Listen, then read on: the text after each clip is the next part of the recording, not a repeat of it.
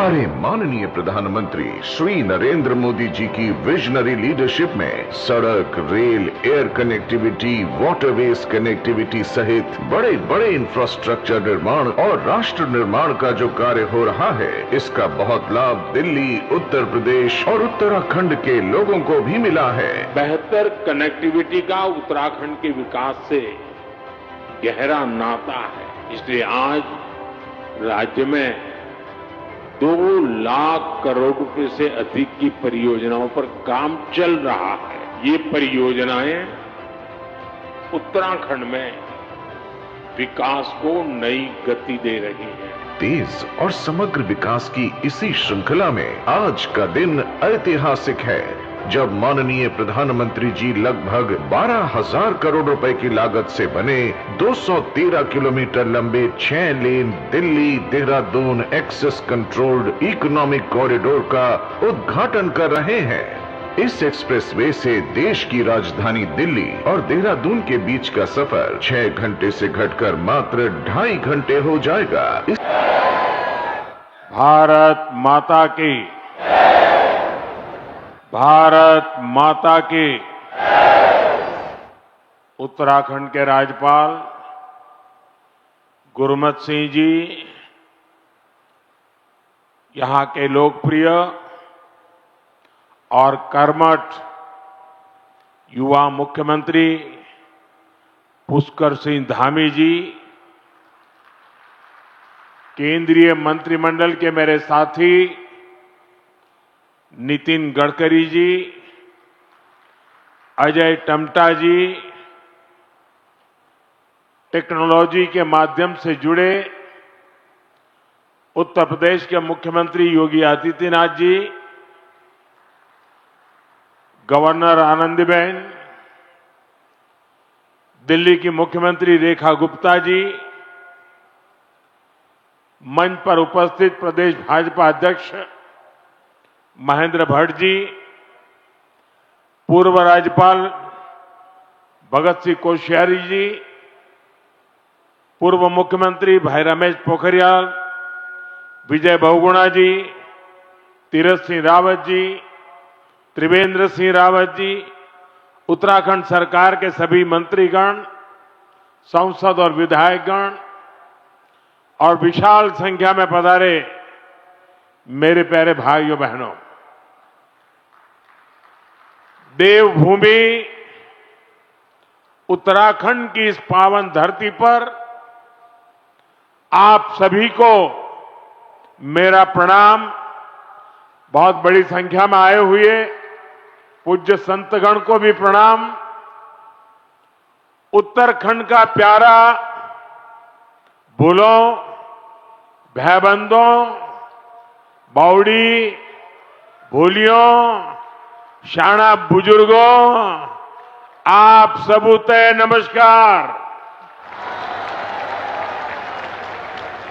मेरो प्यारो दाजी भाई, दीदी बहनी, आमा बाबा सबई लाई मेरो तरफ देखी ठोक दिन छो। इस कार्यक्रम से टेक्नोलॉजी के जरिए भी दिल्ली, यूपी से अनेक लोग जुड़े हैं। मैं सभी का अभिनंदन करता हूं। सबसे पहले तो मैं आप सबकी क्षमा चाहता हूं। उत्तर प्रदेश और दिल्ली के कार्यक्रम में जुड़े हुए लोगों की भी क्षमा मांगता हूं कि मुझे यहां पहुंचने में 1 घंटे से भी ज्यादा देर हो गई। सब स्थान पर लंबे समय तक आप सबको इंतजार करना पड़ा और कारण यही था, मैं निकला तो समय पर था, लेकिन करीब करीब 12 किलोमीटर का रोड शो काली मंदिर से लेकर के यहां तक इतना उत्साह, इतना उमंग कि मेरे लिए तेज गति से गाड़ी चलाना बड़ा मुश्किल हो गया। तो धीरे धीरे लोगों को प्रणाम करते करते, जनता जनार्दन के आशीर्वाद लेते लेते यहां पहुंचने में मुझे 1 घंटे से भी ज्यादा देर हो गई और इसके लिए मैं आपकी क्षमा मांगता हूं। और ऐसी धूप में 12 किलोमीटर ये जन सैलाब, ये उत्तराखंड का प्यार, माताओं बहनों का आशीर्वाद, मैं आज उत्तराखंड से एक नई ऊर्जा लेकर के जाऊंगा, नई प्रेरणा लेकर के जाऊंगा और मैं इसके लिए हर किसी का हृदय से आभार व्यक्त करता हूं। साथियों, आज देश में पर्व त्योहार की उमंग है। विभिन्न विश्वों में नववर्ष का आगमन हुआ है। मैं देशवासियों को बैसाखी, बोहाग बिहू और पुथांडु की शुभकामनाएं देता हूं।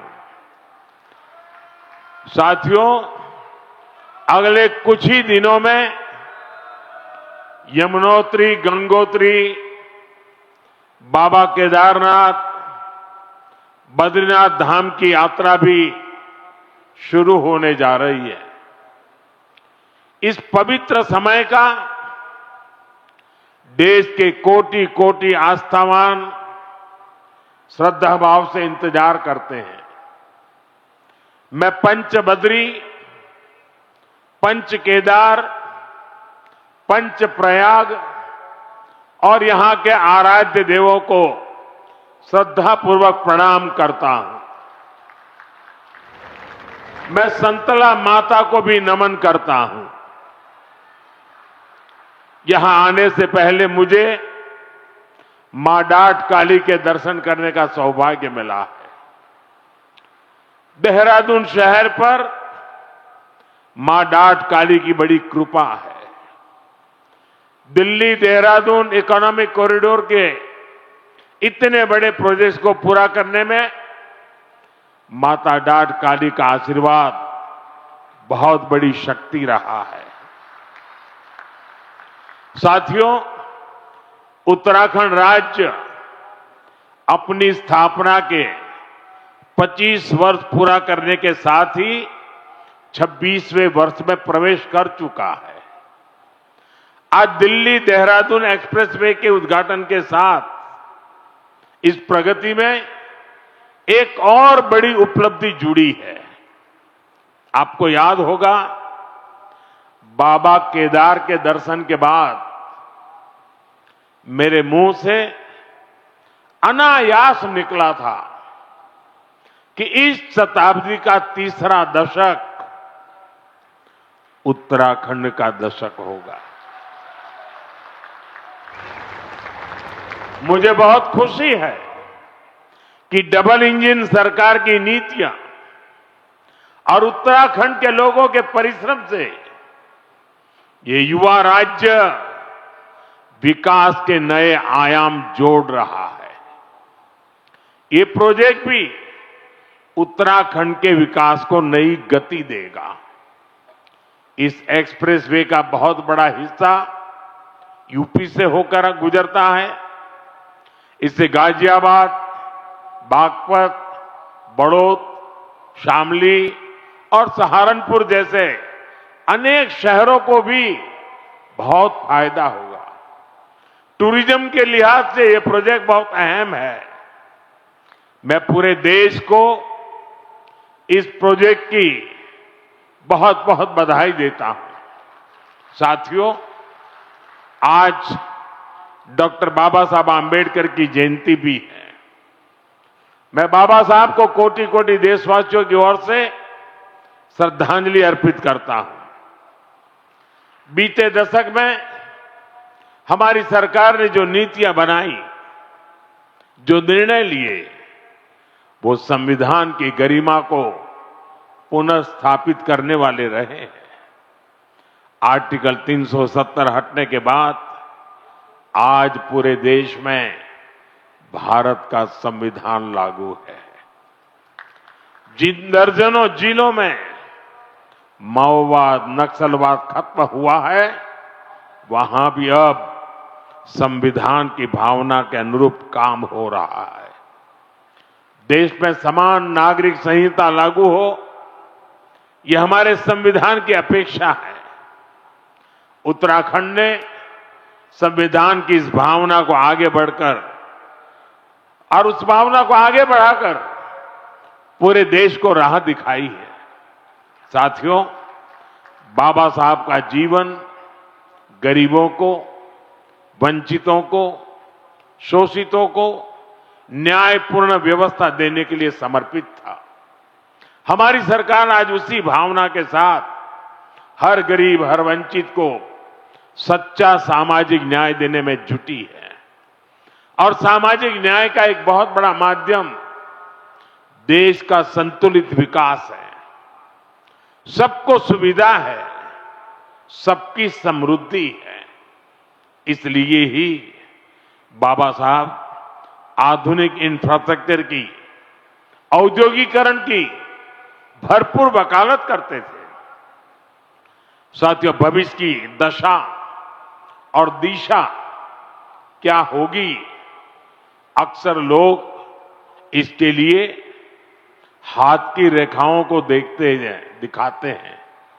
जो भविष्यवेत्ता होते हैं ना, वो हस्तरेखाएं देखते हैं और हर व्यक्ति के भविष्य के विषय में बताते हैं। मैं इस विज्ञान को तो नहीं जानता हूं, लेकिन कहते हैं कि ये भी एक शास्त्र है। अब ये तो हो गई व्यक्ति के भाग्य की, जो उसके हाथ में रेखाएं हैं उसकी बात। लेकिन मैं अगर इसी संदर्भ को राष्ट्र जीवन से जोड़ करके देखूं, तो राष्ट्र की भाग्य रेखाएं कौन सी होती है? राष्ट्र की भाग्य रेखाएं ये हमारी सड़कें होती हैं, हमारे हाईवे होते हैं, हमारे एक्सप्रेस वे होते हैं, एयरवे, रेलवे, वाटरवे, ये हमारे राष्ट्र की भाग्य रेखाएं होती है। और बीते एक दशक से हमारा देश विकसित भारत बनाने के लिए विकास की ऐसी ही भाग्य रेखाओं के निर्माण में जुटा हुआ है। ये विकास की भाग्य रेखाएं सिर्फ आज की सुविधाएं नहीं है, ये आने वाली पीढ़ियों की समृद्धि की गारंटी है।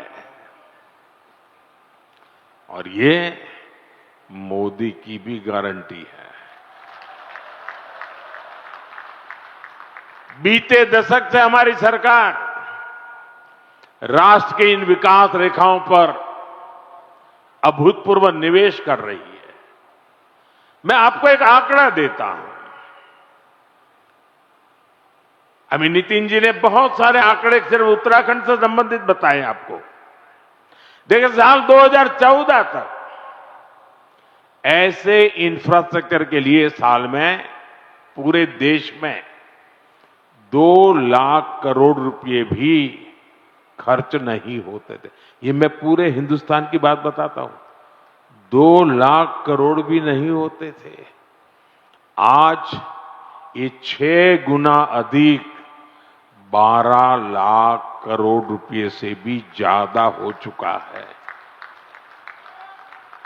यहां उत्तराखंड में ही 2.25 लाख करोड़ रुपए से अधिक के इंफ्रास्ट्रक्चर प्रोजेक्ट पर काम जारी है।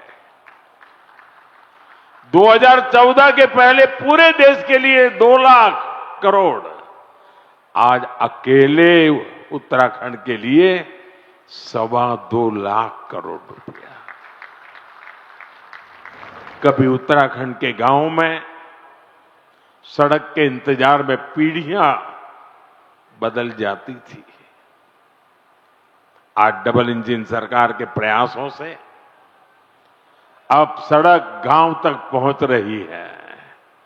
जो गांव पहले वीरान पड़ गए थे, वो फिर से जीवंत हो रहे हैं। 4 धाम महामार्ग परियोजना हो, रेल परियोजनाओं का विस्तार हो, केदारनाथ और हेमकुंड साहिब रोपवे हो, विकास की ये रेखाएं इस क्षेत्र के कोने कोने में जीवन की भी भाग्य रेखाएं बन रही है। साथियों, 21वीं सदी का भारत आज जिस स्पीड और जिस स्केल पर काम कर रहा है, उसकी पूरी दुनिया चर्चा कर रही है।